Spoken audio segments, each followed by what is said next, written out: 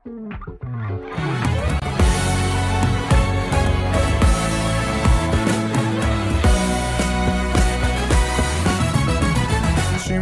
אחי, אני עוד חי, ושתי עיניי עוד נישאות לאור.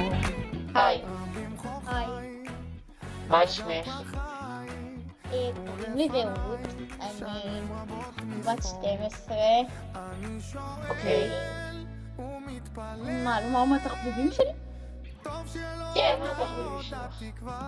אני אוהבת לצייר, לשמח אנשים, אני אוהבת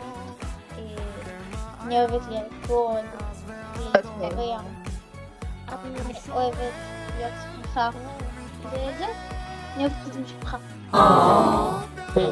ואם את מוכנה לפרט עוד מאיפה את באה, מה המקור שלך? כן, בטח. יש לי 4 אחים שאני הכי קטנה, במקום השני שלי, אחרי המוזיקה, ואני ממש אוהבת את השחקנים בפסטיבלים כמו תנק וידר, אנדנקר. כרגע אין לי עוד מה לומר.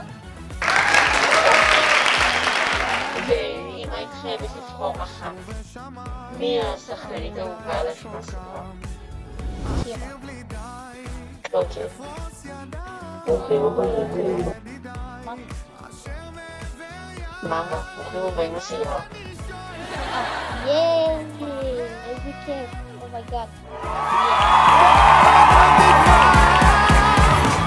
חי, חי, חי, כן אני עוד חי, זה השיר שסבא שר אתמול לאבא, והיום אני עוד חי, חי, חי, עם ישראל חי, זה השיר שסבא שר אתמול לאבא, והיום אני חי, חי, חי, אני עוד חי, חי, חי.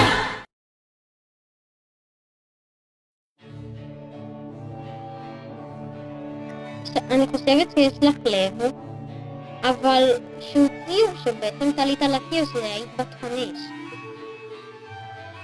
אבל זה בכלל לא נראה כמו לב, נראה כמו טוסיק של המים. אז תפוח האדמה הזאת.